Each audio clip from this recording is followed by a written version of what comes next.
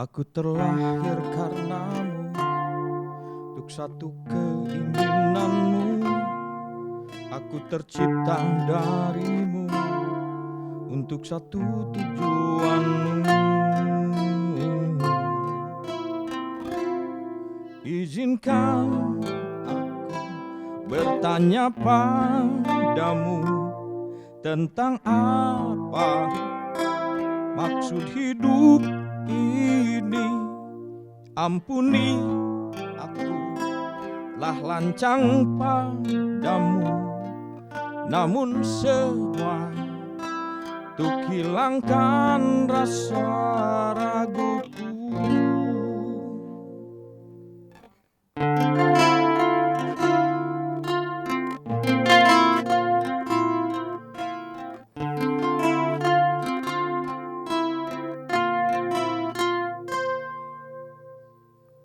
Aku terlahir karenamu, untuk satu keinginanmu. Aku tercipta darimu, untuk satu tujuanmu. Izinkan aku bertanya padamu tentang apa maksud hidup ini. Ampuni aku telah lancang padamu, namun semua untuk hilangkan rasa ragu. Kaulah satu yang kutuju, kaulah satu harapanku, cahaya terang yang kurindu. Kaulah satu harapanku, kaulah satu yang kutuju, cahaya terang yang kurindu. Jangan pernah berpaling dariku.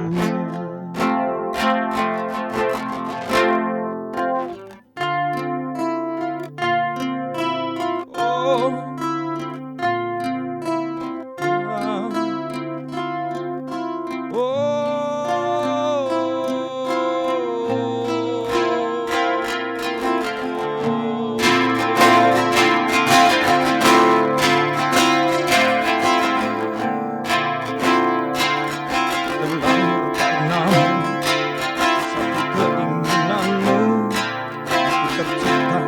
darimu satu tujuanmu.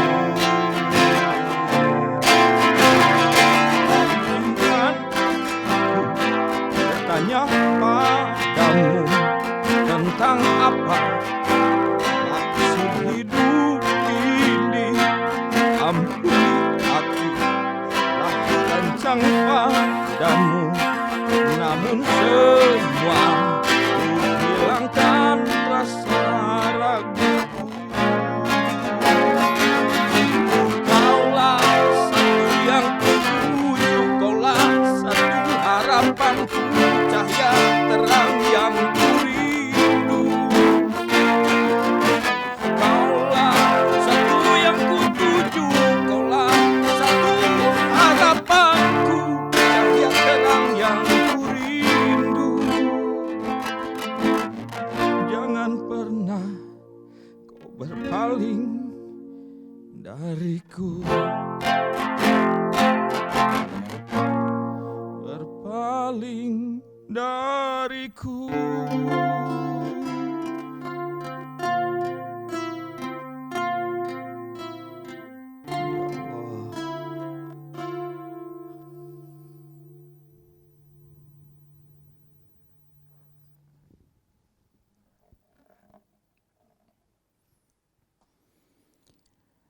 Bismillahirrahmanirrahim. Assalamualaikum warahmatullahi wabarakatuh. Alhamdulillahi wahdah, sadaqa wa'dah, wa nasyara abdah, wa a'azza zunda, wa hajamal ahjaba wahdah. Asyhadu an la ilaha illallah wahdahu la syarikalah. Wa asyhadu anna Muhammadan abduhu wa rasuluh sallallahu alaihi wasallam la nabiyya ba'dah. Allahumma salli ala Muhammad wa ala ali Muhammad kama sallaita ala Ibrahim wa barik ala Muhammad wa ala ali Muhammad kama barakta ala Ibrahim innaka Hamidum Majid. Subhanaka la ilma lana illa ma'alamtana innaka antal alimul hakim. Subhanakallahumma rabbana wa bihamdika asyhadu an la ilaha illa anta astaghfiruka wa atubu ilaih. Astaghfirullahaladzim. Astaghfirullahaladzim. Astaghfirullahaladzim. Allazi la ilaha illa huwal hayyul qayyum wa atubu ilaih min jami'il ma'asi wa dhunub. La haula wa la quwata illa billahil aliyyil azim. Dalam ilmu fisika kita mengenal istilah panas dan dingin.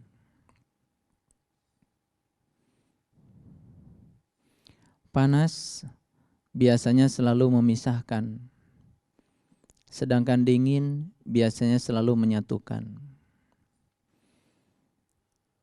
Kalau kita punya lempengan besi dipanaskan, berarti kita mengalirkan energi kalor ke dalam besi itu. Pada suhu tertentu, maka ikatan molekul antar besi itu akan berpisah. Tapi saat besi itu didinginkan kembali, maka molekul-molekul itu kemudian akan menyatu kembali pada saat suhu sudah dingin kembali. Hal ini berlaku pada semua benda. Benda apa saja di semesta ini, kalau dipanaskan, dibakar, pasti akan berpisah ikatan antar molekulnya. Tetapi setelah didinginkan, maka ikatan molekulnya akan menyatu kembali. Ini adalah hukum alam. Dan hukum alam ini sebetulnya mengajarkan sebuah cara hidup yang sangat luar biasa. Ternyata panas selalu memisahkan, sedangkan dingin selalu menyatukan. Persaudaraan antar manusia akan bercerai-berai pada saat manusia mengizinkan dirinya panas. Ketika kebencian, kemarahan, rasa tidak suka, dendam, iri hati diizinkan membakar pikiran setiap manusia, maka dalam waktu yang bersamaan manusia yang mengizinkan terbakar dengan kemarahan, kebencian, maka akan bercerai-berai. Yang dibutuhkan di semesta sekarang ini adalah energi kesejukan, energi kelembutan, energi yang selalu menyatukan. Energi-energi yang selalu memisahkan sudah memberikan sebuah pengalaman kepada kita. Ternyata keterpisahan itu sangat tidak nyaman. Demikian juga proses penyatuan manusia dengan Tuhan. Ketika kita mengizinkan pikiran kita, jiwa kita terpanaskan oleh api hawa nafsu, maka menjadi amat sulit kita menyatukan diri dengan Tuhan. Tapi saat kita mengizinkan diri kita dihinggapi oleh kelembutan, pemahaman, kearifan, pengertian, kemampuan untuk bisa menerima perbedaan, kesejukan dan kelembutan itu akan memudahkan kita untuk menyatu dengan Tuhan. Ini pelajaran yang sangat luar biasa dari semesta yang menjadi topik kita hari ini. Sebelum saya lanjutkan pada kajian kita hari ini, beberapa hari yang lalu saya mendapatkan sebuah hadiah dari seorang sahabat yang terkasih. Beliau menyampaikan sebuah cerita inspirasi yang sangat menyentuh. Cerita ini dari India. Terlepas cerita ini asli atau tidak asli, tetapi cerita ini telah mengubah pikiran kita dari kebiasaan menolak menjadi kebiasaan mengalir. Cerita ini tentang sebuah keluarga, seorang ayah, seorang ibu, dan satu anak tunggal perempuan. Anak cantik berumur 8 tahun, namanya Sindu. Anak ini sangat takut kalau jam makan sudah tiba, karena anak ini paling tidak suka diberikan makanan khas India. Nasi susu ayam namanya. Dan kalau ibunya sedang memasak makanan khas India, nasi susu ayam ini, anak ini sudah berurai air mata. Karena dia akan menghadapi sebuah penderitaan, harus memakan makanan yang sangat dia tidak suka. Tetapi ibu bapaknya memiliki patron kuno. Kalau anak itu tidak makan makanan khas India, ibu bapaknya berpikir anak ini akan sakit. Lalu patron itu terus dijejalkan pada anak itu, walaupun anak itu menderita pada saat harus menyantap makanan itu. Suatu hari ibunya memasak makanan khas India itu. Dan setelah selesai memasak, kemudian ibunya menyuruh suaminya untuk memberikan makanan itu satu mangkuk kepada anaknya. Dan saat ayahnya membawa satu mangkuk makanan itu, anaknya sudah berurai air mata. Tapi karena ayahnya dipaksa oleh istrinya, ibu dari anak itu, harus memberikan santapan makan pada anak itu, lalu dengan berat hati sang ayah pun menghampiri anak itu. Dan sebelum makanan itu disantap oleh anak, ayahnya harus berulang kali mengingatkan pada anak itu, demi ayah, demi ibu, ibumu sudah memasak susah payah, demi cinta kepadamu, wahai anakku, santaplah makanan ini, biar kamu sehat. Setelah berulang-ulang kali ayahnya berbicara seperti itu, lalu anaknya mulai mengalah. Tapi sebelum menyantap makanan itu, anaknya berpesan pada ayahnya, ayahku, hari ini aku tidak akan makan 1-2 sendok, tapi akan aku habiskan satu mangkuk ini. Tapi syarat, ayah dan ibu harus berjanji padaku, kalau nanti aku sudah menyelesaikan seluruh penderitaanku, karena aku sudah berhasil menyantap makanan ini satu mangkuk. Lalu ayahnya menyanggupi, baik anakku, permintaan apa yang harus aku penuhi untukmu? Berjanjilah dulu. Lalu berpegangan tanganlah anak itu dengan ayahnya. Kemudian anak ini berteriak, ibu juga ikut berjanji. Lalu tangan ibunya pun menyatu dengan tangan kanan anak itu. Janji ya, nanti kalau sudah selesai makanan ini disantap, ibu dan ayah jangan melanggar janji. Selesailah anak ini menyelesaikan sebuah penderitaan besar. Menyantap makanan satu mangkuk sampai habis, sampai berurai air mata. Dan setelah itu kemudian anak ini berbicara dan menagih janji kepada ayah ibunya. Sekarang tinggal saya menagih janji pada ayah dan ibu. Apa yang kau minta nak? Besok hari Minggu, izinkan aku, kata anak itu, untuk memotong rambutku sampai habis. Untuk membotakkan kepalaku sampai habis.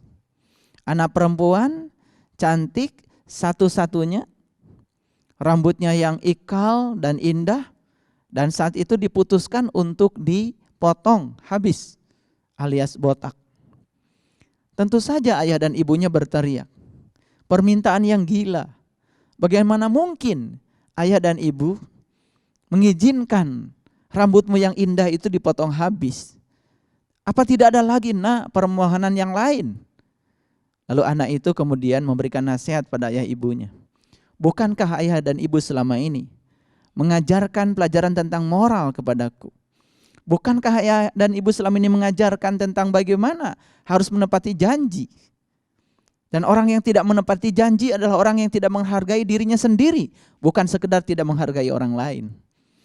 Mendengar nasihat dari anak itu, kemudian ayah ibunya luluh hatinya. Dan kemudian hari Minggu benar-benar pergi ke tukang potong rambut dan dihabiskan rambutnya sampai botak. Lalu besok hari Senin saat pergi ke sekolah, seperti biasa ayah dan ibunya mengantarkan anak kesayangan ke sekolah yang rambutnya sudah botak. Sesampai di sekolah, turun dari mobil, kemudian anak itu pamitan dan mengizinkan dan melambaikan tangannya, kemudian berpisahlah dengan ayah dan ibunya. Dari kejauhan, ayah dan ibunya melihat anak itu berjalan dengan kepala botak masuk kelas. Tepat sebelum masuk kelas, ada mobil berhenti di depan itu. Dan ada seorang anak laki-laki turun dari mobil itu. Ternyata kepalanya botak juga. Lalu ayah ibunya berpikir, oh kayaknya di sekolah ini sedang tren rambut botak. Tapi kemudian anak laki itu memanggil Sindu. Sindu. Kemudian Sindu menoleh. Setelah Sindu menoleh, kemudian anak laki ini bernama Haris berteriak, tunggu Sindu. Dan kemudian dua anak itu berjalan masuk ke dalam kelas. Dari mobil yang tadi ditumpangi oleh anak laki-laki itu, turunlah seorang perempuan. Ternyata ibunya Haris. Lalu ibunya Haris menghampiri ayah dan ibunya Sindu. Dan saat itu kemudian ibunya Haris menyatakan, berbahagialah ibu bapak. Punya anak seperti malaikat. Punya anak berhati mulia. Punya anak berhati penuh dengan cinta dan kasih. Ayah ibunya Sindu belum mengerti apa yang terjadi. Ternyata seminggu yang lalu Sindu itu datang ke rumahnya Haris. Karena Haris sudah 2 bulan tidak masuk sekolah. Gara-gara apa? Gara-gara rambutnya botak. Bukan karena dibotakin. Tapi karena Haris menderita leukemia dan harus dikemoterapi. Gara-gara dikemoterapi rambutnya Haris ini botak. Lalu harus menjadi malu untuk datang ke sekolah, takut diejek sama teman-temannya. Saat itu Sindu mengatakan, aku punya cara untuk mengatasi rasa malumu Haris. Sekolahlah temanku. Dan itulah pengorbanan yang dilakukan oleh Sindu. Cinta yang sangat luar biasa. Seorang anak umur 8 tahun sudah memiliki hati yang mulia, berani untuk memahami perasaan orang lain, berani untuk bisa menerima kenyataan yang terjadi pada orang lain, dan berani untuk mengorbankan dirinya untuk bisa membebaskan penderitaan orang lain.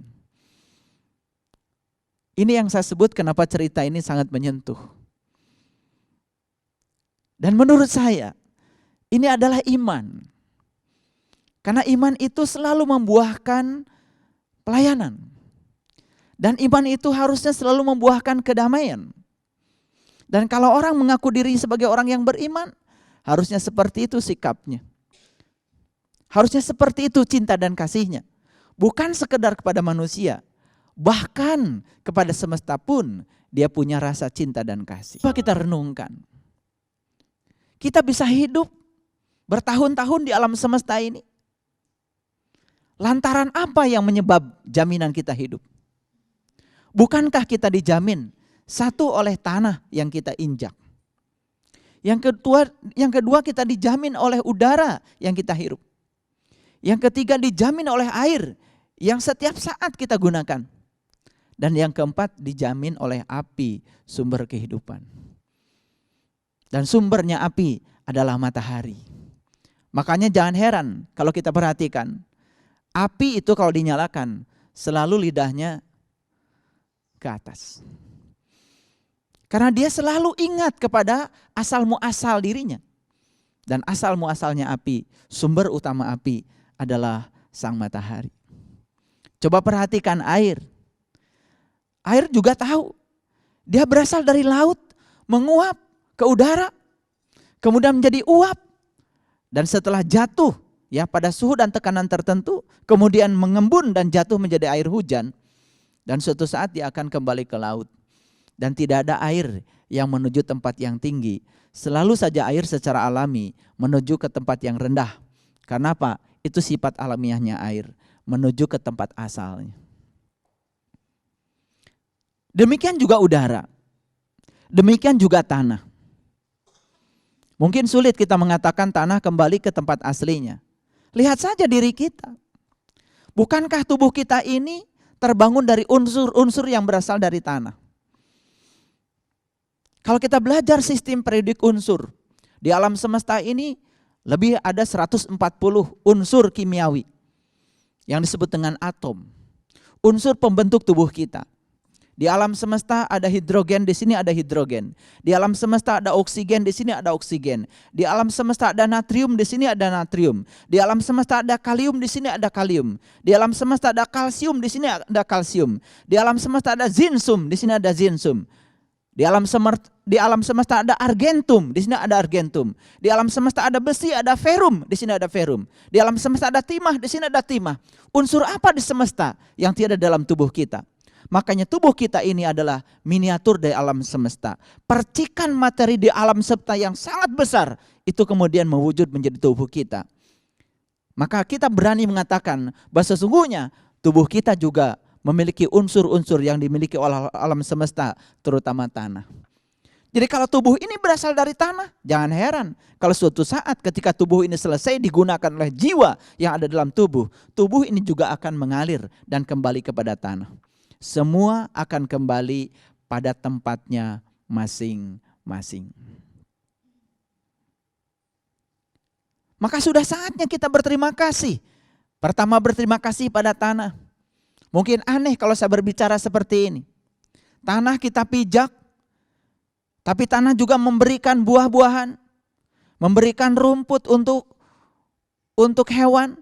Hewan juga dikonsumsi oleh manusia. Ada rambutan, ada mangga, ada duren, ada buncis, ada kangkung, berbagai macam sayur-sayuran disumbangkan dan diberikan oleh tanah. Pernahkah kita berterima kasih pada tanah? Saya membaca bukunya Einstein tentang utang budi. Seorang ahli fisika yang sangat lembut bicara soal utang budi. Makanya setiap kali ada makanan di hadapan saya kadang-kadang termenung sebelum berdoa. Allahumma barik lana bima razaqtana wa qina azabannar. Ya Allah, berkahilah rezeki yang telah anugerahkan kepadaku.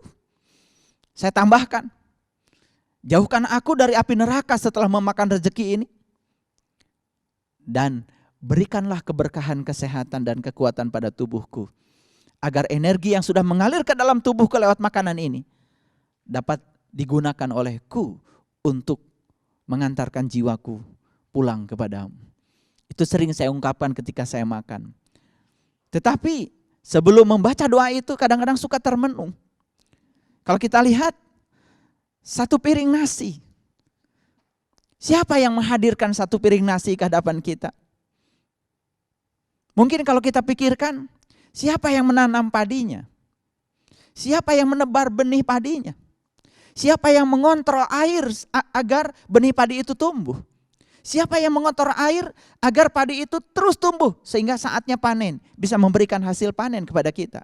Siapa yang memberikan pupuk? Dan siapa yang mengurus pupuk? Siapa yang menciptakan pupuk? Siapa yang bikin pabrik pupuk? Siapa yang bikin mesin hular untuk menggiling padi? Siapa yang mengangkat padi ke tempat giling padi? Dan siapa yang mengangkat beras ke pasar? Dan siapa yang mengangkat beras dari pasar ke rumah kita? Sampai akhirnya siapa yang menanak nasi sampai terjadi nasi di depan kita? Mungkin sombongnya kita karena kita merasa punya uang. Dengan uang yang kita keluarkan, kita merasa kita memiliki satu piring nasi. Tapi berapa besar, berapa banyak orang yang terlibat untuk menghadirkan satu piring nasi saja di hadapan kita. Bukankah itu utang budi kebaikan? Makanya sering kalau kita sadar, kita jujur di situ. Tuhan, berapa ribu orang yang terlibat untuk menghadirkan satu piring nasi di hadapanku. Berapa kebaikan yang harus aku kembalikan kepada mereka. Dan kita pun tidak tahu harus kepada siapa kita mengembalikan kebaikan itu. Yang bisa kita lakukan adalah berjanji pada diri sendiri. Tuhan, izinkan aku untuk mengembalikan kebaikan dari orang-orang yang telah memberikan kebaikan padaku. Dengan cara aku bisa melakukan kebaikan sebanyak-banyaknya dalam hidupku. Kalau kita merenungi satu piring nasi saja, mungkin kita malu untuk menghabiskan satu piring nasi. Dan sesaat sebelum kenyang perut kita mungkin kita berhenti. Dan setelah berhenti kemudian kita berpikir apa yang akan kita lakukan setelah satu piring nasi kita santap habis. Kebaikan apa yang akan kita lakukan? Cinta dan kasih apa yang mau kita berikan? Bisakah kita seperti Sindu yang menggunting seluruh rambutnya demi untuk memberikan motivasi kepada temannya yang umurnya baru 8 tahun, yang sedang menghadapi leukemia, yang habis rambutnya karena akibat kemoterapi. Inilah cinta kasih yang sangat luar biasa. Lalu sesungguhnya apa yang disebut dengan cinta? Apakah cinta itu menuntut? Apakah cinta itu menuntut kesempurnaan? Mohon maaf, kalau ada seorang pasangan suami istri saling menuntut kesempurnaan antar pasangannya, barangkali perlu merenungkan kembali. Jangan-jangan keinginan menuntut itu bukan berasal dari cinta. Karena cinta tidak pernah menuntut. Cinta itu 3 indikatornya. Yang pertama adalah memahami. Yang kedua, cinta itu adalah menerima. Dan yang ketiga adalah rela berkorban. Cinta tidak pernah menuntut kesempurnaan. Karena cinta adalah memahami, menerima, dan rela berkorban. Mohon maaf, terkadang mungkin kita sering menyaksikan atau mungkin diri kita sendiri. Kita sering melakukan proses perubahan pada diri kita cuman karena sekedar ingin dicintai. Lihat orang-orang yang sibuk merubah dirinya karena ingin dicintai orang lain.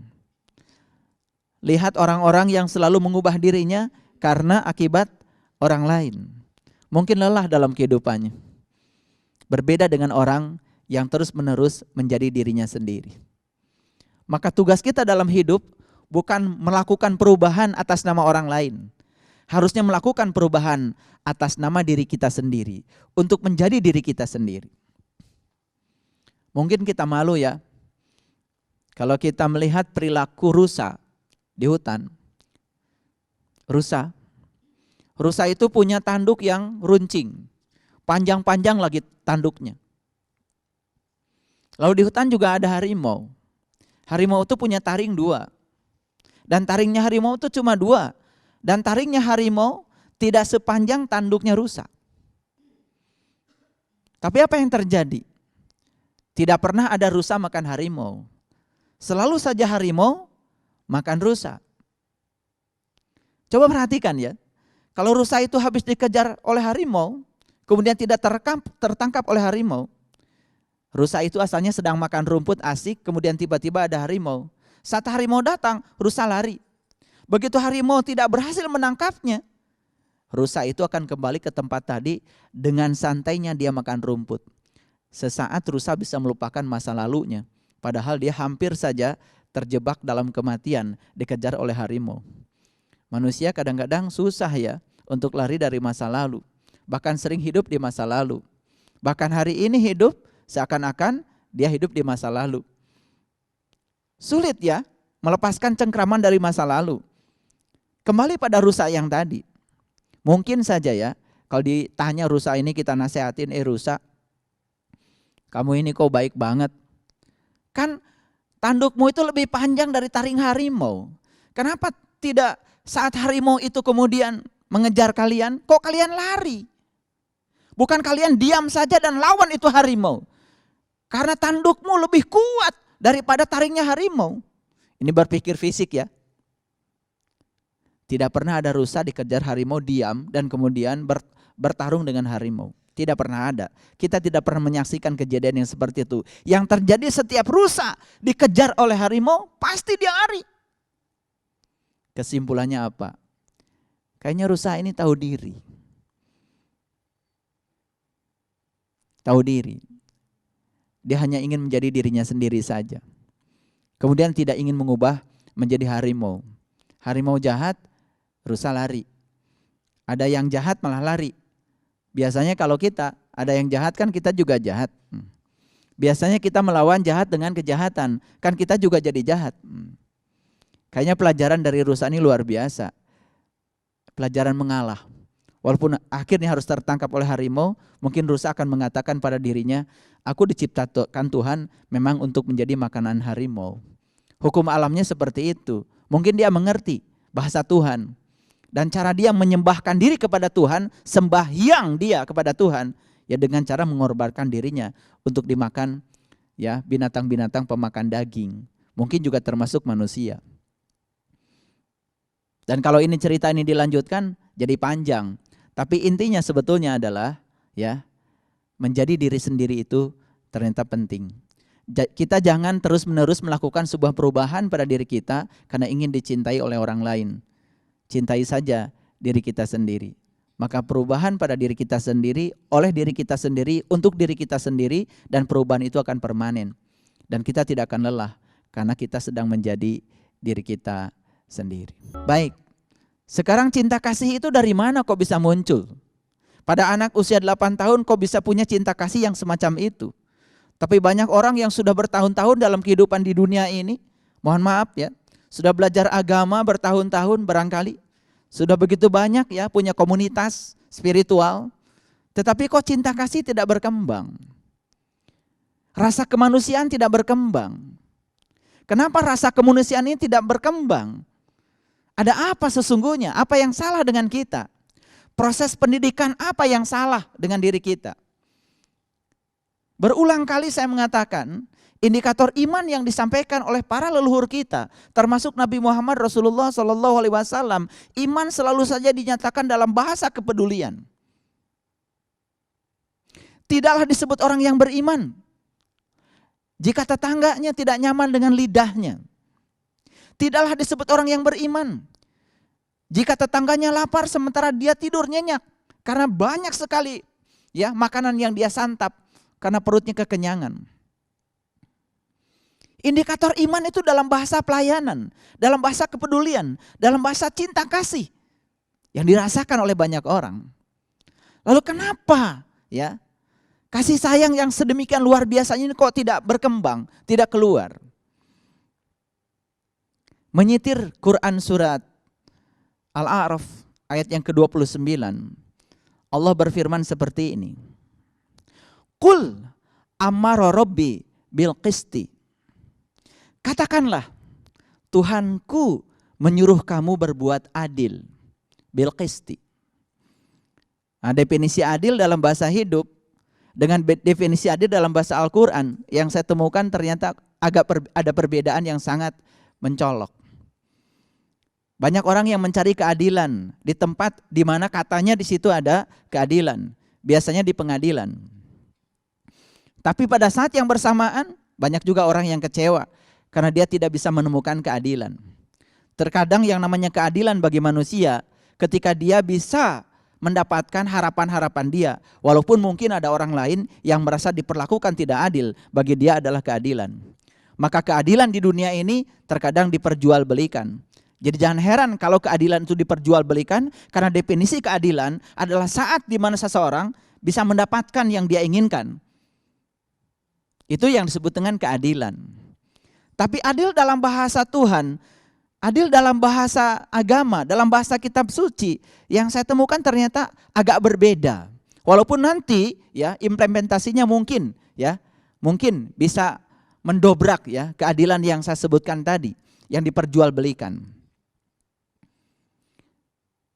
Kul amara rabbi bil qisti. Katakanlah sesungguhnya Tuhanku menyuruh kita berbuat adil, melakukan keadilan. Apa keadilan menurut Tuhan? Dalam ayat itu dikatakan, wa aqimu wujuhakum inda kulli masjidin. Adil itu yang pertama, tegakkan dan luruskan wajahmu saat kamu sedang memasuki masjid. Jauh sekali kan? Tapi ini bahasa Quran. Dan ini bahasa Quran yang masih mentah, yang harus kita dalami lebih dalam lagi. Luruskan wajahmu saat kamu memasuki masjid.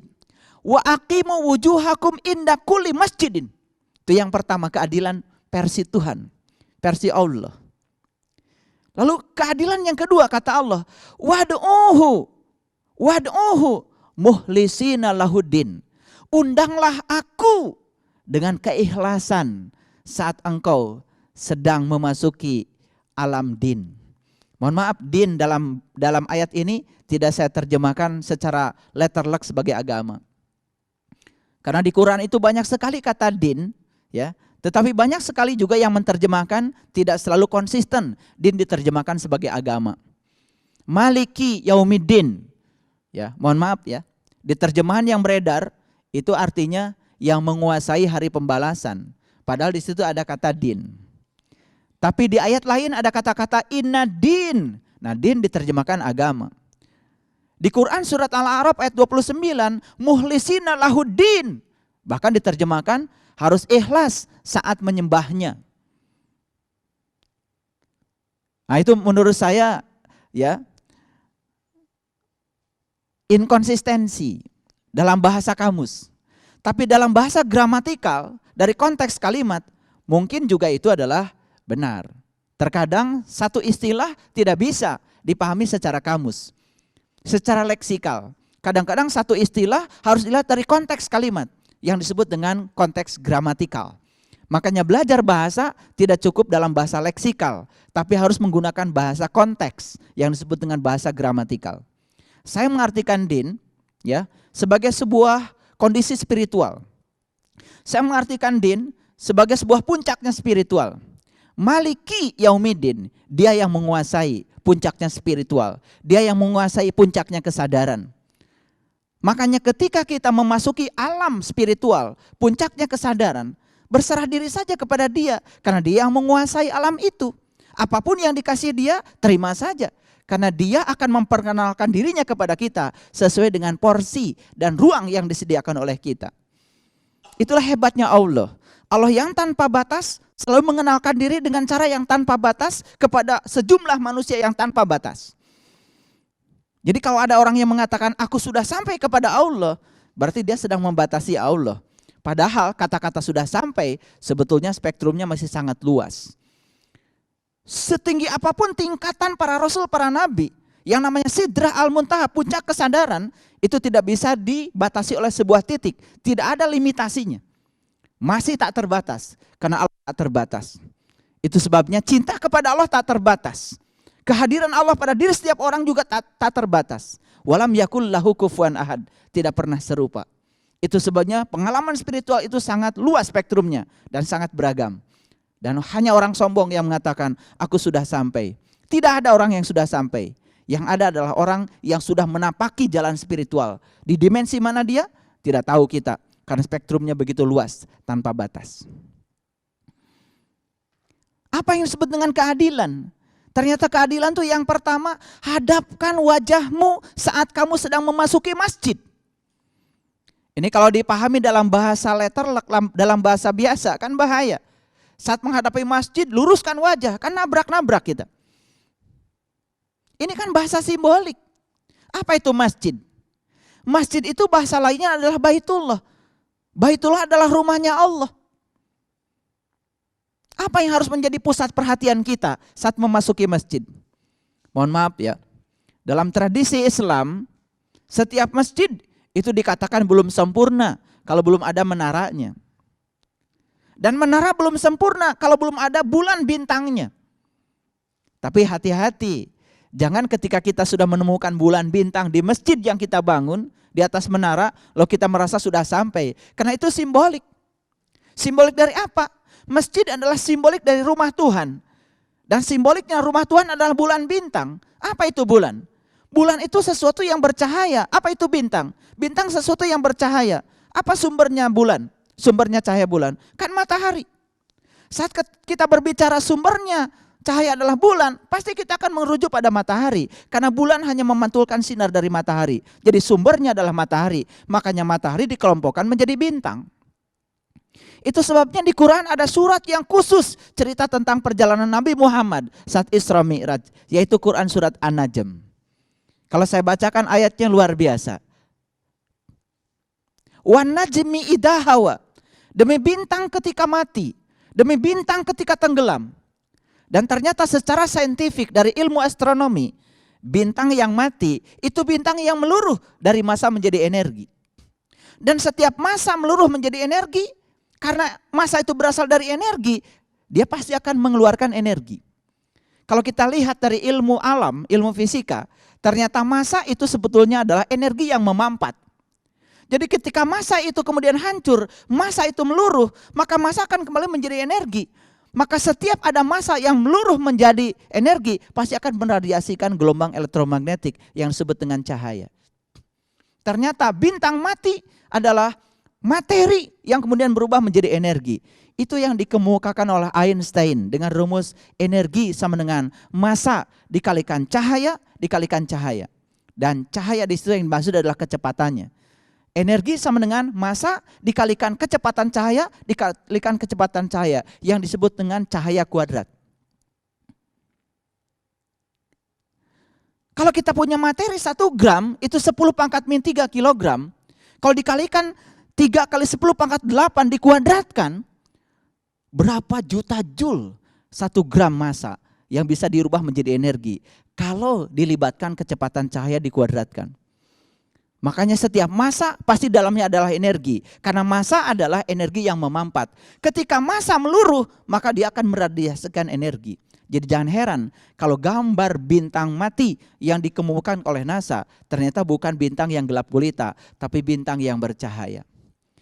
Itu sebabnya di Quran surat An-Najm dikatakan begini, walaqad ra'ahu nazlatan ukhra. Siapa saja bisa melihat bintang yang bercahaya itu kapan saja. Kalau tahu ilmunya, tahu caranya. Siapa saja. Walaqad ra'ahu nazlatan ukhra.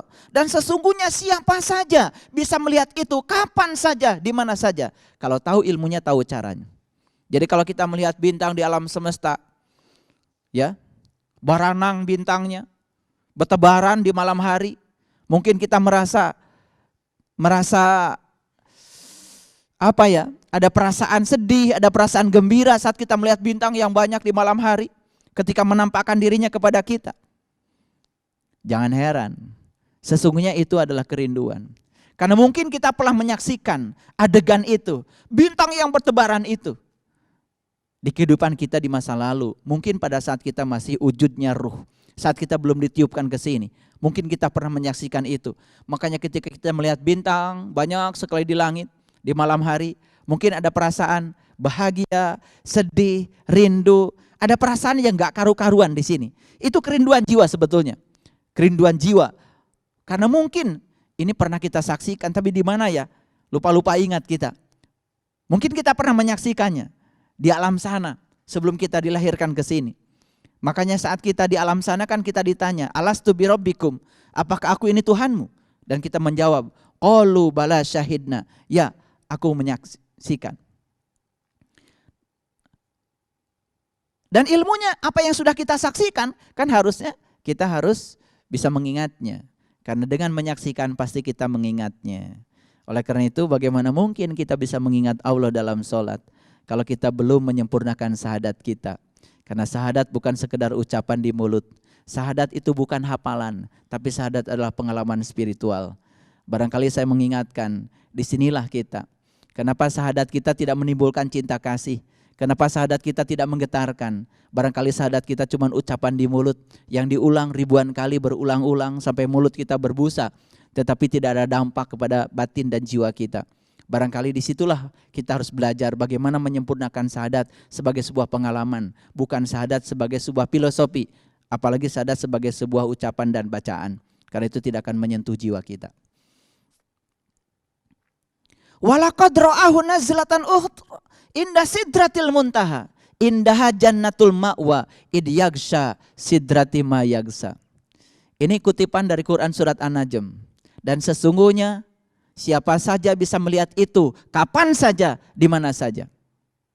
Di mana melihatnya? Inda sidratil muntaha, di puncak kesadaran. Makanya saya menyebut din itu bagi saya adalah puncaknya kesadaran. Makanya orang itu kalau sudah beragama di puncak kesadarannya, itu pasti ya keyakinan terhadap agamanya akan nampak menjadi kelembutan dan cinta kasih. Barangkali kita malu ya dengan cerita Sindu yang umur 8 tahun tadi. Begitu menyentuh. Semoga cerita ini menginspirasi kita. Kemudian kita bisa melakukan muhasabah ke dalam. Bukankah Allah ada bersama kita? Lebih dekat kepada kita melampaui dekatnya urat nadi leher kita. Bukankah Allah itu punya sifat kasih dan sayang? Cinta dan kasihnya tanpa batas. Rahman dan Rahimnya menjadi judul Al-Quran. Rahman dan Rahimnya Tuhan itu tanpa batas. Kalau kita mendekat dengan Tuhan yang tanpa batas, harusnya kita juga kecipratan dong ya sifat Rahman dan Rahimnya. Makanya saya setuju sekali kata-kata Nabi, tidaklah termasuk orang yang beriman jika dia tidak punya cinta dan kasih. Makanya iman itu berakhir dengan pelayanan, iman berakhir dengan kedamaian. Jadi kalau kita mengaku orang yang beriman, tetapi pelayanan kita, tata krama kita, kepedulian kita tidak ada pada orang lain, bagaimana mungkin kita bisa mendamaikan orang lain? Dan ciri orang yang tidak beriman berarti itulah selalu menimbulkan kerusakan.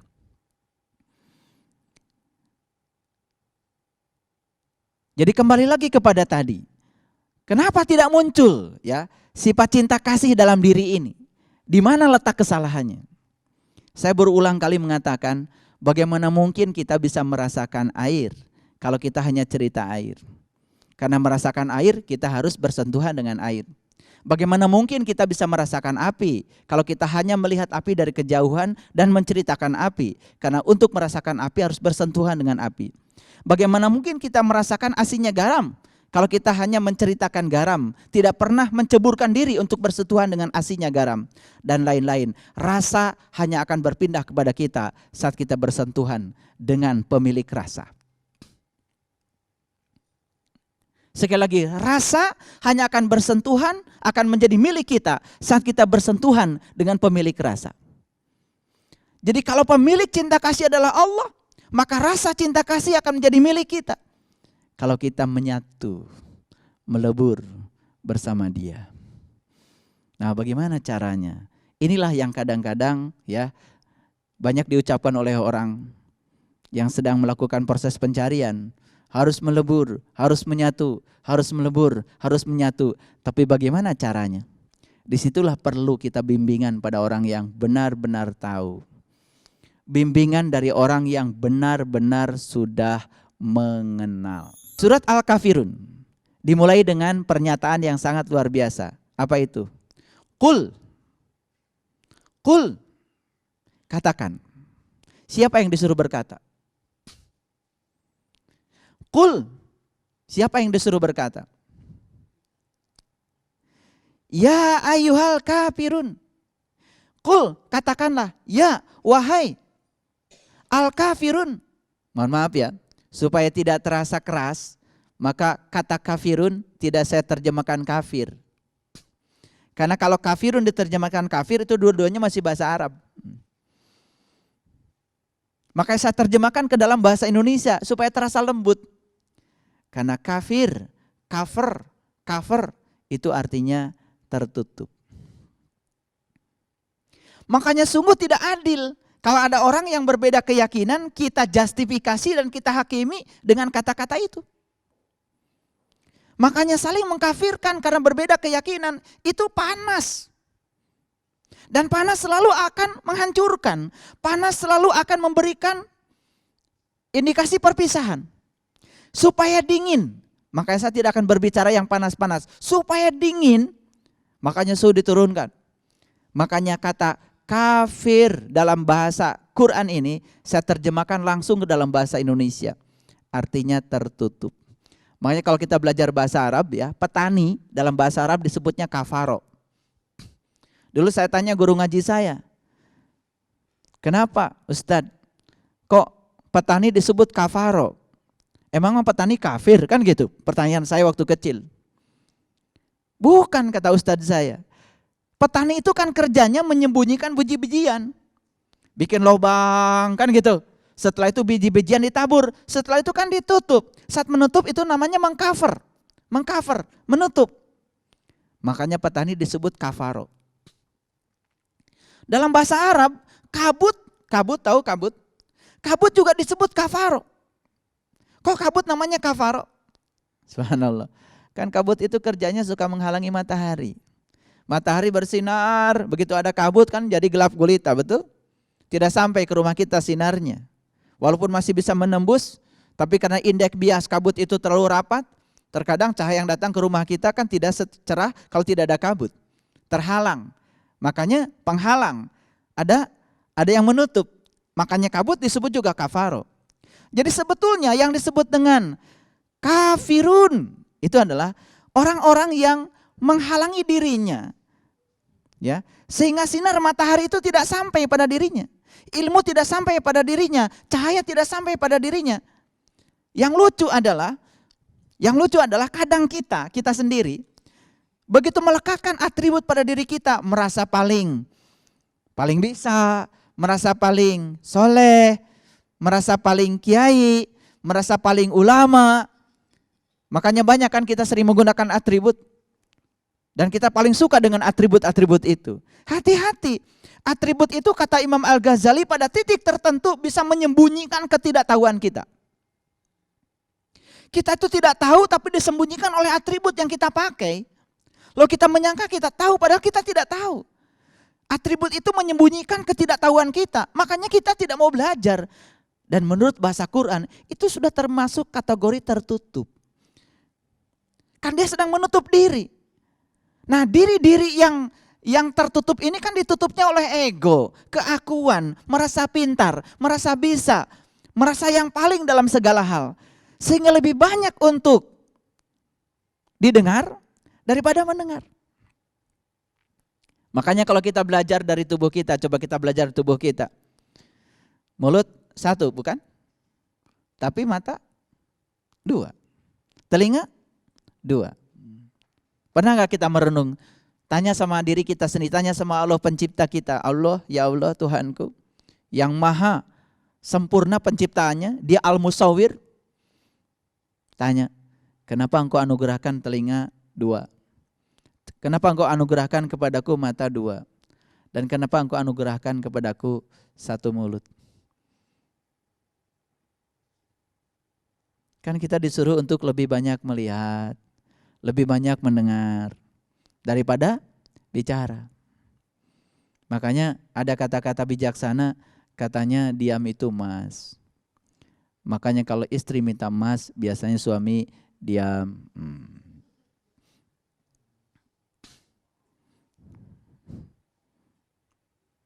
Saya dulu ketika belajar senyum nih, katanya belajar senyum yang paling indah itu dari bulan.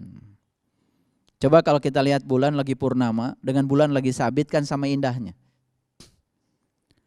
Kalau kita pergi ke Mekah ya, di Mekah itu karena langitnya jarang sekali ada kabut. Kalau lagi ada bulan, apalagi lagi di Jabal Nur gitu, menatap bulan, lagi bulan sabit atau lagi purnama, aduh indahnya kok beda dengan di sini. Mungkin karena tidak ada penghalang ya. Rasanya dekat sekali itu ke Jabal Nur itu. Bulan sabit. Indah enggak lihat bulan sabit? Kalau kita lihat bulan sabit nyaman, indah. Kenapa? Karena bulan sabit itu sedang tersenyum. Lengkungan bulan sabit itu persis seperti seseorang yang sedang senyum ikhlas. Makanya kan orang yang senyumnya ikhlas itu persis kayak bulan sabit, lengkungan bibirnya. Beda dengan yang tidak ikhlas. Biasanya senyumnya itu kan dipaksa jadi kelihatan kurang begitu simetri ya. Nah senyum itu ternyata ada dua tingkatan. Ada senyum tingkatan bawah, itu senyum di bibir. Ada senyum tingkatan atas. Nah senyum tingkatan atas itu ternyata terjadinya di sini, di mata. Mungkin heran ya kalau saya bilang kita tuh bisa tersenyum loh dengan mata.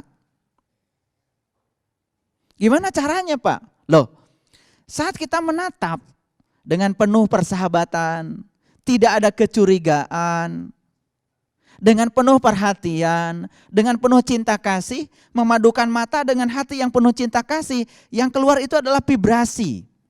Gelombang elektromagnetik yang halus yang dirasakan sentuhan oleh orang yang kita tatap. Bahkan pada saat yang bersamaan kita bisa paham ini. Ya, menatap seseorang seperti ini misalkan, ini kayaknya gak punya ongkos buat pulang, itu terasa. Jadi tatapan mata itu ya, tatapan yang penuh dengan persahabatan, dengan penuh pengertian, dan tidak ada penghakiman, tidak ada justifikasi. Yakin deh, mata itu akan menghadirkan sebuah getaran-getaran, vibrasi, yang kemudian kita menjadi sangat mudah untuk memahami dan menerima keadaan seseorang.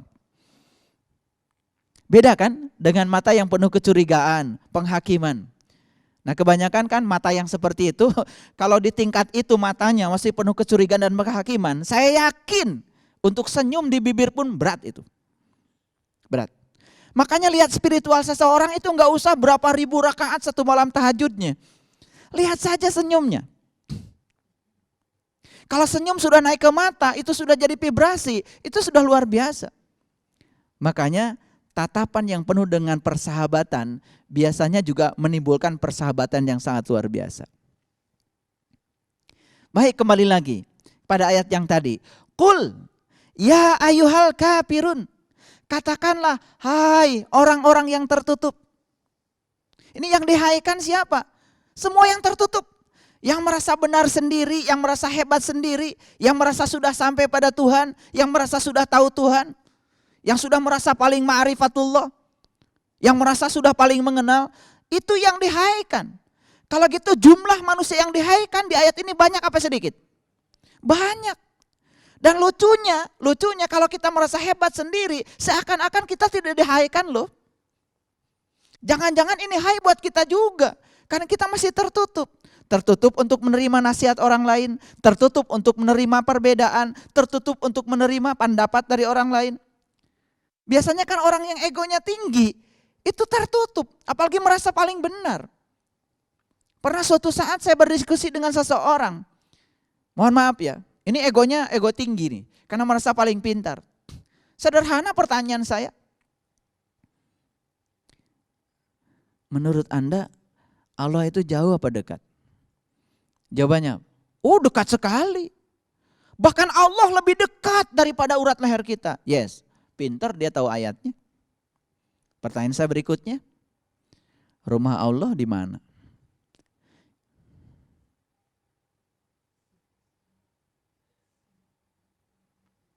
Kan harusnya kalau Allahnya dekat, rumahnya juga dekat.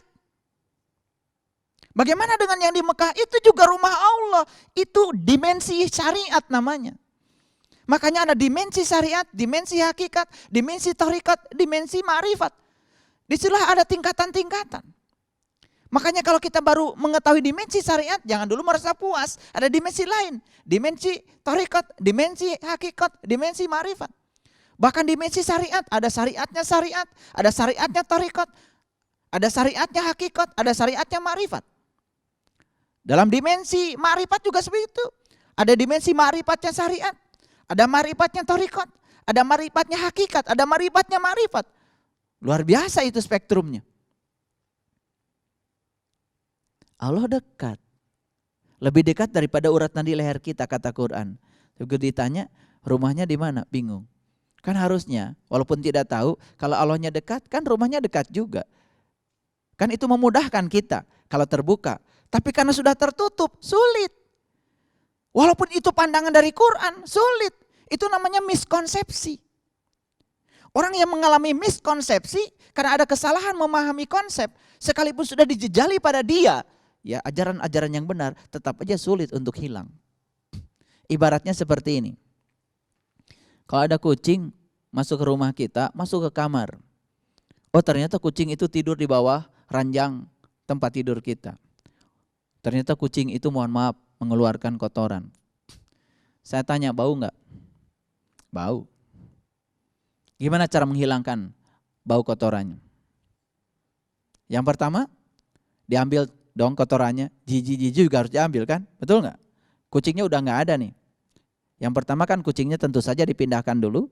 Yang kedua kotorannya diambil. Setelah itu apa? Bekas kotorannya kemudian dipel. Pakai karbol macam-macam. Selesai? Selesai? Belum selesai. Karena kotoran kan sudah menyatu dengan udara yang ada di kamar. Hati-hati. Di lantai sudah bersih, tapi udara yang di kamar itu kan terkurung. Dan udara pasti ya akan menyerap kotoran dari kotoran kucing itu. Tahap berikutnya apa? Buka jendela. Ganti dengan angin yang baru. Nah, ini yang lupa, buka jendela. Sama seperti kita punya konsep yang salah. Konsep tentang iman, tentang Islam, dan lain-lain konsep yang tadi tentang adil. Ada konsep yang salah dalam diri kita. Gimana memperbaikinya? Apa cukup dijejali konsep-konsep yang benar? Tidak. Bapak Ibu dijejali oleh saya konsep-konsep yang benar sekalipun dari Quran. Kalau tidak terbuka jendelanya, tidak akan bisa menerima. Harus terbuka jendelanya biar angin segar masuk. Biar udara lama diganti dengan udara baru. Baru itu bisa. Makanya keadilan itu adalah luruskan wajahmu saat kamu sedang memasuki masjid. Masjid adalah Baitullah. Apa tujuan kita masuk Baitullah? Tentu saja masjid yang syariat tujuannya bulan bintang. Tapi masjid yang hakikat bukan bulan bintang yang ada di masjid. Tapi bulan dan bintang yang bercahaya yang ada dalam diri kita. Bagaimana mungkin kita bisa meluruskan pandangan batin kita pada dia, sang pemilik masjid, sang pemilik Baitullah kalau kita nggak kenal. Makanya sepanjang kita nggak kenal, kemudian kita menyembah dia, itu tidak adil. Makanya kata Quran, wad'uhu, undanglah dia, mukhlisin dengan keikhlasan yang sempurna. Undanglah dia dengan keikhlasan yang sempurna. Jadi kalau kita ingin berlaku adil dalam hidup ini, yang pertama, adil dimulai dari apa? Saat memasuki masjid, luruskan wajahmu. Kepada siapa? Kepada dia yang memiliki masjid. Karena itu adalah sumber segala keadilan. Kalau kita bisa menyerap sumber keadilan dari dia, insya Allah kita pun akan hidup dengan penuh keadilan. Bukan keadilan yang diperjualbelikan. Apa keadilan saja? Ya tidak. Karena sifat dia kan yang dikenalkan pada kita ada 99. Al-Adl salah satunya. Yang lain apa? Ar-Rahman, Ar-Rahim, Al-Malik, Al-Qudus, As-Salam, dan seterusnya. Dan sifat-sifat itu kemudian akan menyatu. Nah, sifat itu akan menyatu ketika kita meleburkan diri dengan dia. Disitulah perlunya dibimbing oleh orang yang tahu. Belajar spiritual tanpa guru, ikutannya adalah setan. Makanya di sini dihaikan, ya ayyuhal kafirun, hai orang-orang yang tertutup. Mohon maaf, kalau saya dihaikan di ayat ini langsung ya gitu. Jangan-jangan saya yang masih tertutup. Lebih bagus merasa masih tertutup daripada merasa terbuka tapi masih tertutup. Apa berikutnya? La a'budu ma ta'budun. Aku tidak menyembah apa yang kamu sembah. Aku tidak menyembah apa yang kamu sembah.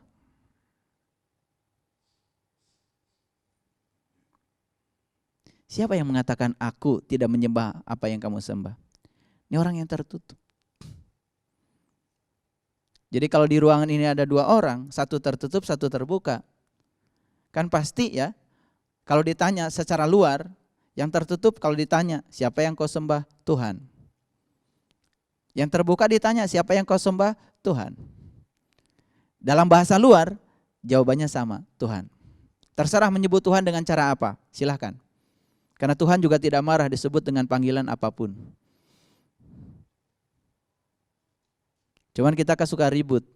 Ketika orang memanggil berbeda, seakan-akan itu berbeda yang dipanggil. Air kan tidak marah dipanggil water. Air tidak marah dipanggil banyu. Air juga tidak marah dipanggil cai. Air juga tidak marah dipanggil air. Kan tidak marah. Silahkan semua orang mau menyebut apa. Yang penting kan ada sebutannya. Ya, dan Allah itu tidak pernah marah dipanggil apapun. Tapi tentu saja memanggil Tuhan dengan cara yang sopan, tadoru namanya. Makanya semua keyakinan memanggil Tuhan itu dengan panggilan-panggilan yang agung. Betul enggak? Iya. Yang maha pengasih, yang maha penyayang, puncak kesadaran, puncak kasih sayang, sebutannya banyak. Tapi lebih dari semua itu, kita harus tahu yang disebut. Itu yang paling penting. Nah, la a'budu ma ta'budun, Aku tidak menyembah yang kamu sembah. Ini menurut saya luar biasa. Ini ada orang yang tertutup, ada orang yang sudah terbuka. Yang tertutup, namanya juga tertutup. Kalau tertutup mata kita kan nggak lihat. Kalau mata kita nggak lihat kan nggak bisa ingat pada yang tidak dilihat.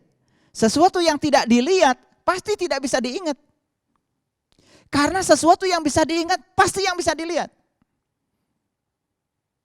Jadi saya masih teringat ada orang bijak mengatakan, kamu itu ada atau tidak ada? Sekarang Bapak Ibu yang di ruangan ini ada apa tidak ada? Ada. Kita aja ada, sedangkan Allah tuh maha ada. Kita yang ada aja kelihatan adanya, apalagi yang maha ada. Harusnya lebih ada dong. Gak pinter-pinter. Katanya Allah maha ada. Kita aja yang ada kelihatan, apalagi yang maha ada. Disitulah kita harus tahu ilmunya. Makanya bagi orang yang tidak tahu kan seakan-akan Tuhan itu jauh. Maha ada tapi jauh. Lalu karena jauhnya kadang-kadang merengek-rengekkan pada Tuhan. Padahal Tuhan itu dekat. Makanya hati-hati dengan pikiran, kata-kata dan ucapan. Karena itu semua direkam oleh Dia. Dan Dia selalu mengabulkan apa yang kita minta. Cuman proses mengabulkannya tidak seperti yang kita ingin. Itu saja. Dan kadang-kadang ketika Allah ingin ngasih yang lebih baik, kita disuruh meninggalkan yang baik. Kalau Allah ingin ngasih yang lebih baik, kita disuruh meninggalkan yang baik. Misalkan contoh, mohon maaf, suatu saat mungkin kita doa sama Allah, ya Allah limpahkan rezeki yang berkah. Saat itu kita sedang kerja, mungkin kerja gajinya 20 juta. Tiba-tiba besoknya di tempat kerja dipecat. Mungkin kita tidak mengerti kalau itu adalah cara Allah untuk ngasih rezeki yang berlimpah. Kan 20 juta saja gaji dia, kan masih doa tadi. Nih, perhatikan saya. Dia gajinya sekarang 20 juta sebulan, tapi dia kan doa tadi. Ya Allah, berikanlah rezeki yang berlimpah kepadaku. Berarti kata Allah, oh berarti 20 juta bagimu gak cukup. Kan gitu. Ya, makanya kata Allah, ya sudah, dikabulkan. Yes, kata Allah. Besok dipecat. Tapi apakah mengerti dia kalau dipecat itu sebuah pengkabulan? Cara Allah mengabulkan? Mungkin gak ngerti. Besok merengek-rengek. Padahal harusnya kalau sudah 20 juta, ya Allah berikanlah kepadaku kemampuan untuk bersyukur. Kan gitu harusnya. Kan gitu. Ya setelah dipecat kan bingung. Setelah dibingung kan stres. Setelah stres mungkin bikin usaha. Setelah bikin usaha ternyata kaya. Gajinya sekarang bukan 20 juta sebulan. 200 juta sebulan. Dan kalau tidak dipecat tidak ada yang 200 juta itu. Betul nggak? Kan tidak mungkin ganti usaha. Nah yang baik sedang diganti yang lebih baik. Itu namanya perubahan. Kadang-kadang Allah itu melepaskan kita, menyuruh kita melepaskan yang baik. Untuk apa? Diganti dengan yang lebih baik. Cuman kadang-kadang kita nggak ngerti. Kata siapa Allah tidak mengabulkan doa kita? Ya Allah, kadang-kadang kita kan suka cari doa-doa yang mustajab ya. Karena kita nggak ngerti. Padahal Allah itu selalu mengabulkan. Di Quran dikatakan, siapa saja yang meminta kepadaku pasti aku akan kabulkan. Proses mengabulkannya itu yang berbeda dimensi dengan pikiran kita. Baik. Kul ya ayyuhal kafirun, hai orang-orang yang tertutup. Siapa yang dihaikan? Yang tertutup. Siapa saja? Ya terserah. Kita merasa dihaikan apa tidak? Kalau merasa dihaikan, yes, itu bagus. Lalu ada kata-kata la a'budu ma ta'budun. Aku tidak menyembah apa yang kamu sembah.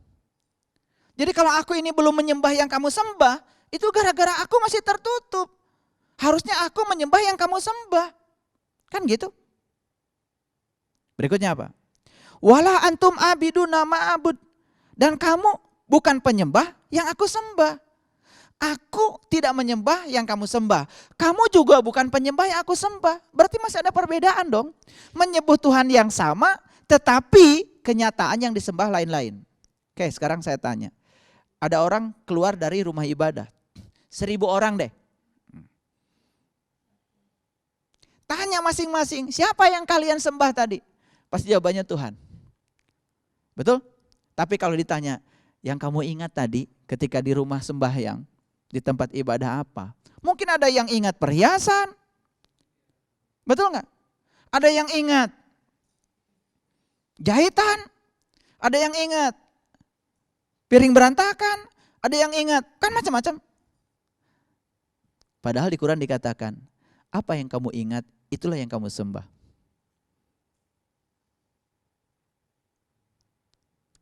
La ilaha illa ana fa'budni wa aqimis sholata li zikri. Sembahlah aku, dirikanlah sholat untuk mengingat aku. Jadi apa yang kita ingat, itu yang kita sembah. Jadi kalau pertanyaannya siapa yang kamu sembah tadi, pasti jawabannya Tuhan. Tapi kalau ditanya lagi, ya, apa yang kau ingat tadi, pasti jawabannya lain-lain. Betul nggak? Padahal tidak sadar, apa yang diingat, itulah yang disembah. Makanya orang yang sholatnya sedikit saja ingatnya kepada Tuhan, di Quran surat An-Nisa ayat 142 disebutnya orang munafik. Yang sedikit loh ingat sama Tuhannya munafik. Kalau yang gak ingat sama sekali kan itu sudah kakaknya itu. Kakaknya munafik. Gak ada ayatnya, saya tidak menemukan. Orang munafik itu kata Quran orang yang sholatnya itu ingat Allahnya sedikit. Yang ingat Allah sedikit kan berarti kan sudah kenal. Tapi kenalnya sedikit, makanya ingatnya sedikit. Itu aja masih munafik, apalagi blank, tidak ingat sama sekali karena belum kenal. Makanya la a'budu ma ta'budun wala antum abiduna ma a'bud wala an abidu ma abadtum. Aku juga tidak menyembah. Aku juga bukan penyembah apa yang kamu sembah. Aku tidak menyembah yang kamu sembah. Kamu bukan penyembah yang aku sembah. Aku juga tidak pernah menjadi penyembah yang kamu sembah.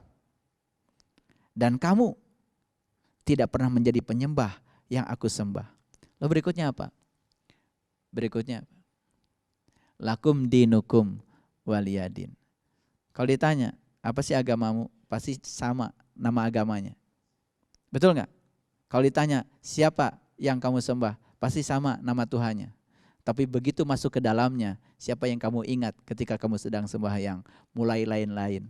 Disitulah lakum dinukum waliyadin. Makanya masing-masing itu kan lain-lain. Nah sekarang masa kita ya menyebut yang sama tetapi pikirannya lain-lain. Makanya tadi di ayat tadi yang namanya keadilan itu adalah wa aqimu wujuhakum inda kulli masjid. Luruskan wajahmu saat memasuki masjid. Nah ini kan bukan cerita masjid yang biasa. Emangnya masuk masjid kemudian diluruskan wajahnya begini? Tidak. Sampai enggak mau menoleh. Begitu masuk masjid ada orang manggil bun, enggak mau noleh. Apa kabar mas? Enggak mau noleh. Kenapa sih kok lurus gitu? Wa aqimu wujuhakum inda kulli masjidin. Quran surat Al-A'raf ayat 29. Setiap masuk masjid wajah harus lurus. Apa begitu memahaminya? Kan tidak. Nah, apa sih tujuan kita masuk masjid? Tujuan masuk masjid, tujuan masuk Baitullah satu. Apa itu? Kan bertemu dengan yang punyanya. Sekali lagi, tujuan datang ke rumah seseorang, apa cari rumahnya? Apa ingin lihat-lihat rumahnya? Kan bukan, ingin ketemu sang penghuni rumah. Falya'budu robba hadzal bait. Sembah Tuhan yang punya rumah ini. Falya'budu robba hadzal bait, sembah Tuhan yang punya rumah ini. Kalau sembah Tuhan yang punya rumah ini, artinya apa? Jangan menyembah rumahnya. Banyak yang terjebak menyembah rumahnya, tidak menyembah Tuhan yang punya rumahnya. Padahal Quran surat Al-Quraisy itu selalu dibaca setiap sholat. Li'ilafi Quraisy ilafihim rihlatas sita'i was-shaif falya'budu rabb hadzal bait. Hafal? Coba ditanya apa sih artinya? Jelas-jelas di situ jangan kau sembah atau sembahlah Tuhan yang punya rumah ini. Falya'budu rabba hadzal bait. Sembah Tuhan yang punya rumah ini. Kan di balik kalimat itu ada kalimat lain. Jangan kau sembah rumahnya. Banyak yang puas menyembah rumahnya. Datang ke rumah cuma lihat-lihat rumah, puas. Padahal belum ketemu dengan yang punya rumah. Kalau belum ketemu yang punya rumah itu enggak jadi disebut tamu. Kalau sudah ketemu yang punya rumah kan lumayan berikutnya. Dapat apa? Dapat apa? Dapat minum, dapat kue, kan gitu, ya. Dapat suguhan, ya, dihormati. Sama, ya. Allah juga akan ngasih suguhan kalau kita mau datang kita ke rumah dia. Tapi kalau kita cuma di empernya saja, di luarnya saja, nggak masuk ke rumahnya, bagaimana Allah mengasihi suguhan?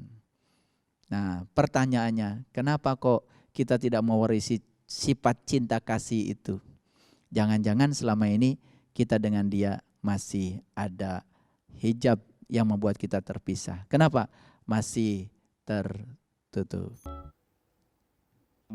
Aku di sini berteman malam, menanti bintang untuk kembali terang.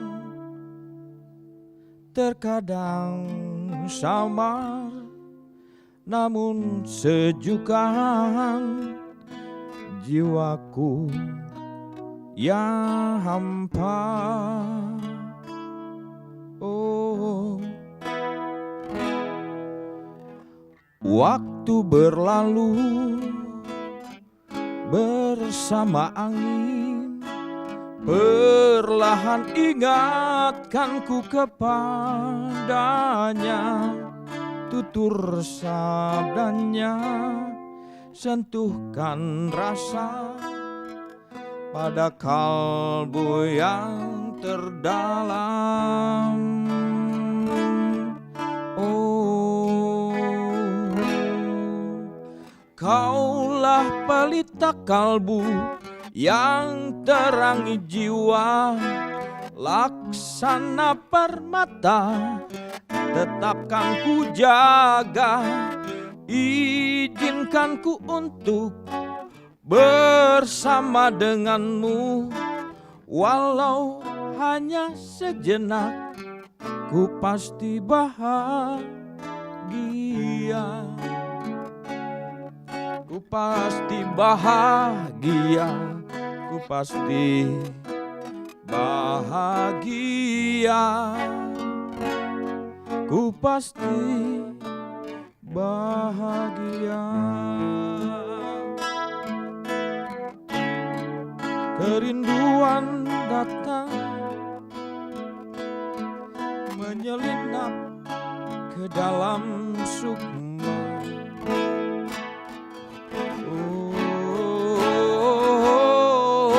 Oh, waktu berlalu bersama angin, perlahan ingatkanku kepadanya, tutur sabdanya, sentuhkan rasa pada kalbu yang terdalam. Oh, kaulah pelita kalbu yang terangi jiwa, laksana permata tetapkan ku jaga. Izinkan ku untuk bersama denganmu, walau hanya sekejap, ku pasti bahagia.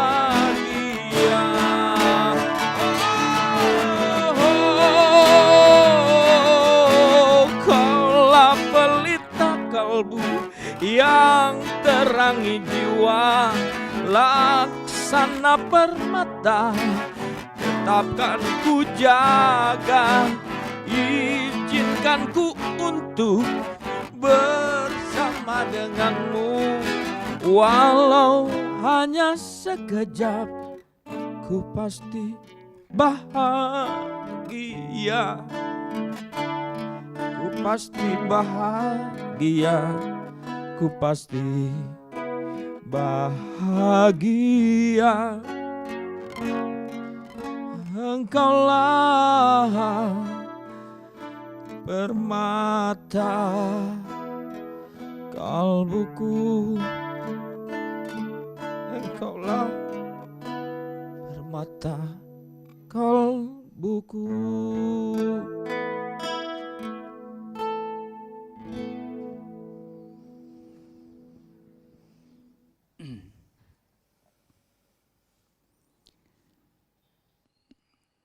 Jadi yang tertutup itu harus dibuka.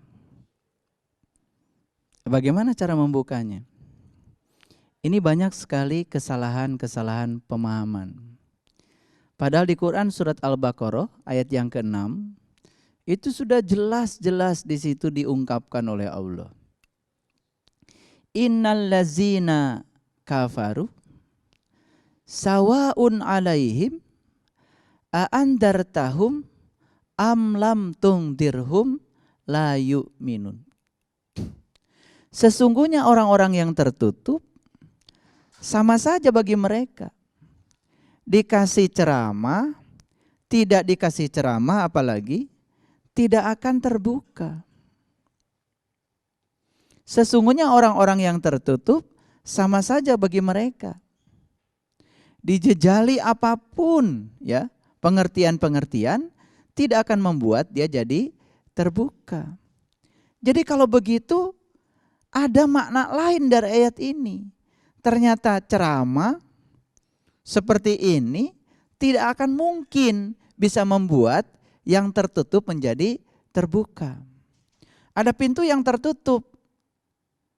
Kenapa tertutup? Karena terkunci. Ceramah saja di depan pintu. Wahai pintu, terbukalah.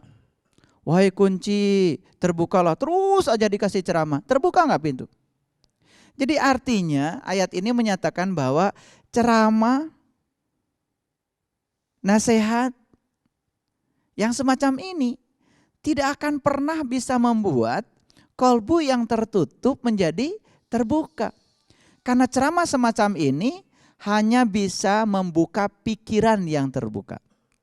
Jadi yang sedang dibuka oleh saya sekarang itu adalah pikiran yang tertutup supaya menjadi pikiran yang terbuka. Pikiran yang tertutup menjadi pikiran yang terbuka. Tapi kolbu yang tertutup untuk menjadi yang terbuka tidak akan bisa dengan ceramah. Berarti Quran memberikan sebuah pemikiran lain. Oh, berarti cara untuk membuka itu tidak cukup dengan ceramah. Ikut pesantren dengan saya terus-menerus dikasih ceramah seperti tidak akan terbuka. Yang terbuka baru pikiran. Dan jangan menganggap kalau pikiran yang terbuka itu kolbu sudah terbuka. Berbeda kolbu dengan pikiran. Kolbu dengan pikiran itu dua lokus yang sangat berbeda. Kalau pikiran itu selalu berpikir, justru kolbu itu bebas dari pikiran. Saat membawa pikiran ke dalam kolbu, justru kolbu itu tidak bekerja. Itu sebabnya kalau kita mau jujur saat kita tidur, perhatikan. Ketika kita ngantuk, yang pertama kita tidur di anggota tubuh kita apa? Kan mata dulu. Begitu mata terus tidur, lap tidur. Berikutnya apa yang ikut tidur? Telinga. Coba orang yang sedang tidur, orang ngobrol apa nggak tahu dia. Berarti mulai tidur telinganya. Berikutnya apa? Berikutnya mulut dan seluruh anggota tubuh, tangan, kaki, semua. Tapi satu dari tubuh kita yang tidak pernah tidur, apa itu? Nafas. Bayangkan kalau hidung ikut tidur, 2 menit saja ikut tidur, udah lepas kita, gak balik lagi. Makanya di Quran ada kata-kata di ayat kursi, Allahu la ilaha illa huwal hayyul qayyum la ta'khuduhu sinatu wala naum. Allah dialah yang senantiasa berdiri tegak. Tidak pernah tertidur, tidak pernah terkantuk. Lalu apa saya sedang mengatakan napas itu Allah? Bukan. Justru napas itu adalah kuasanya Allah. Tapi bukankah napas itu indikator bahwa Allah Sang Maha Hidup bersama dengan kita? Yang disebut dengan ruh itu apa? Ruh itu yang memberikan kehidupan pada tubuh. Makanya tubuh ini asalnya mati. Ketika ditiupkan ruh jadi hidup. Apanya hidup? Pertemuan yang tidak pernah hidup dengan yang tidak pernah mati. Siapa yang tidak pernah hidup? Tubuh. Siapa yang tidak pernah mati? Ruh. Begitu bertemu yang tidak pernah hidup dengan yang tidak pernah mati, terjadilah kehidupan. Jadi kehidupan itu pertemuan antara yang tidak pernah hidup dengan yang tidak pernah mati. Itu yang disebut dengan pertemuan antara materi dengan ruh, tubuh dengan rohani. Saat itu terjadilah kehidupan. Dan indikator kita masih hidup, kan yang dites oleh dokter apa? Kan nafas. Ada orang dibawa ke rumah sakit, sudah berhenti napasnya. Kan terus dites sama dokter. Selama napasnya masih ada walaupun kecil, itu akan dibantu oleh dokter. Mungkin saja badannya ditekan-tekan supaya jantungnya aktif lagi. Tapi berapa banyak orang yang sadar kalau napas itu adalah lambang kehidupan. Kalau napas itu adalah penghubung antara jiwa kita dengan Tuhan. Makanya teknik untuk memperlembut rasa cinta kasih yang dilakukan banyak orang dengan cara mengolah nafas. Makanya beruntunglah orang-orang yang sudah belajar teknik-teknik mengolah nafas. Biasanya dengan olah nafas kesadaran kita mulai meningkat. Ketika kesadaran mulai meningkat, cinta kasih meningkat. Ketika cinta kasih meningkat, perhatikan saya. Banyak sekali orang yang akan dekat dengan kita. Banyak orang-orang yang merasa nyaman dengan kita. Banyak orang-orang yang merasa rindu dengan kita. Karena apa? Kelembutan, gelombang elektromagnetik yang dipancarkan dari materi tubuh kita itu sudah memasuki dimensi frekuensi yang lebih lembut. Makanya brainwave yang namanya gelombang otak manusia ada beta, ada delta, ada theta, ada alfa. Gak usah dihafal itu nama-namanya, gak penting. Yang penting mulai lembut gak? Kalau orang yang sudah mulai lembut ya, biasanya brainwave-nya, gelombang otaknya juga mulai lembut. Pancaran matanya itu menimbulkan kelembutan. Cinta kasih dan orang merasa terlindungi, merasa nyaman. Makanya kalau ada orang kemudian dekat dengan kita merasa tidak nyaman, jangankan orang dewasa, kalau ingin ngetes ya, seberapa hebat gelombang kita, sudah berapa lembut, gendong deh bayi. Begitu digendong nangis, itu ada masalah sebenarnya dengan kita. Begitu digendong dia nyaman, itu udah mulai bagus. Bayi itu sensor sebetulnya, bisa menjadi alat untuk mendeteksi berapa lembut sebenarnya kita. Kan dia masih bersih, interaksi frekuensinya masih halus. Jadi Quran mengatakan innal ladzina kafaru sawaun alaihim. Sesungguhnya orang yang tertutup sama saja bagi dia. Dikasih ceramah, tidak dikasih ceramah. Pesantren enggak pesantren selama dia tidak dibuka, tidak akan pernah terbuka. Itu sebabnya tugasnya para nabi, para rasul ke alam semesta ini adalah membuka kolbu-kolbu yang tertutup sehingga menjadi terbuka. Tugasnya mereka adalah mengenalkan jati dirinya Tuhan pada setiap makhluk. Makanya di Quran ada kata-kata seperti ini. Wal takum minkum ummatun yad'una ilal khair wa ya'muruna bil ma'ruf wa yanhauna 'anil munkar. Harus ada di antara kamu segolongan umat, segolongan komunitas. Ya apa? Wa takum minkum ummatun ya, yad'una ilal khair. Mengajak kepada khair. Apa khair? Ta'muruna bil ma'ruf wa tanhauna 'anil munkar. Mengajak orang untuk mengenal dan mencegah orang dari tidak kenal. Karena apa? Proses mengenal menimbulkan pemahaman. Pemahaman menimbulkan penerimaan, penerimaan menimbulkan rela berkorban. Disitulah letak cinta. Jadi aneh ya kalau ada orang mengatakan sudah mencintai Allah tetapi dia tidak paham, tidak bisa menerima, bahkan tidak rela berkorban untuk yang dicintainya. Makanya para leluhur kita ya menyebut ibadah agama, apapun agamanya dengan kata-kata sembahyang. Bukan puja hyang, tapi sembah hyang. Sembah berarti mempersembahkan sesuatu kepada yang disembahnya. Mempersembahkan itu kan memberikan. Makanya kita sering baca inna sholati wa nusuki wa mahyaya wa mamati. Itu indikatornya, tapi itu baru di dimensi kata-kata. Lebih bagus lagi kalau kita sudah mempersembahkan seutuhnya diri kita kepada Allah. Maka itulah yang disebut dengan sembahyang. Nah, dalam tradisi Islam kan disebutnya sholat. Saya bukan berarti menyamakan sembahyang dengan sholat. Jangan terjebak dengan kata-kata. Sholat itu juga bahasa Arab dari kata waslat, artinya menyatukan diri. Bagaimana kita bisa menyatukan diri dengan Tuhan kalau kita tidak mempersembahkan diri ini kepada Tuhan? Makanya tingkat sembahyang yang paling tinggi adalah mempersembahkan diri kepada Tuhan. Itulah yang disebut dengan rela berkorban. Kapan seseorang rela berkorban? Kalau sudah bisa menerima. Kapan seseorang bisa menerima? Kalau sudah memahami. Itu sebabnya proses memahami itu menjadi sangat penting. Keyakinan harus dimulai dengan mengalami, baru memahami, baru meyakini. Nah, di belakang itu sebelum memahami harus ada proses mengalami. Bagaimana cara kita mengalami? Disitulah kita harus berguru kepada orang yang tahu.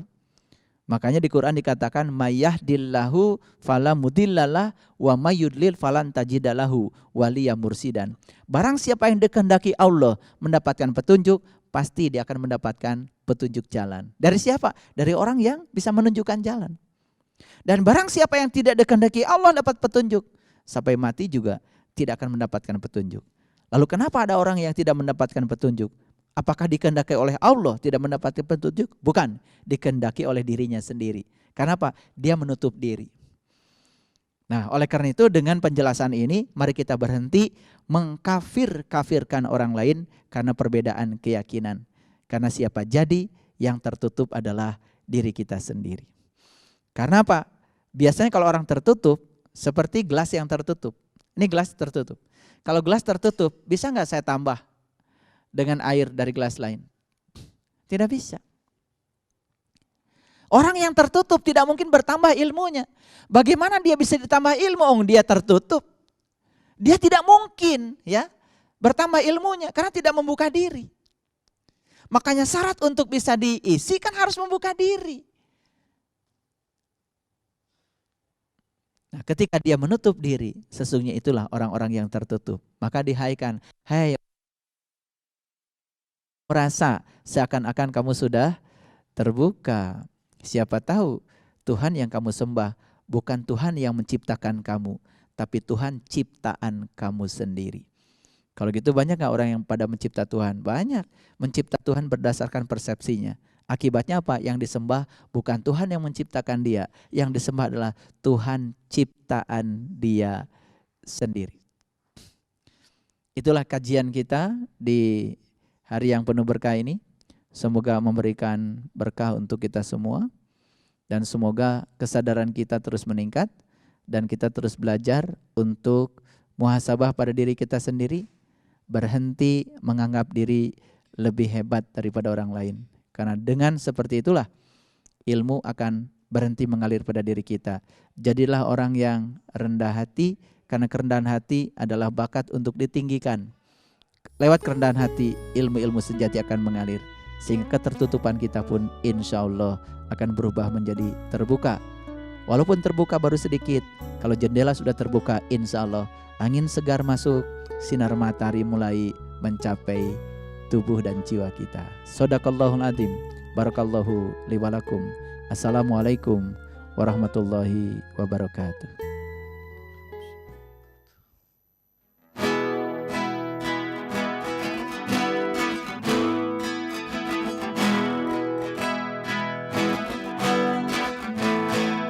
Terkadang ku terjatuh saat dalam perjalanan, walau terasa sakit, namun ku tetap melangkah. Tak mungkin ku hentikan mendaki, itu pasti ku ingin kesejukan.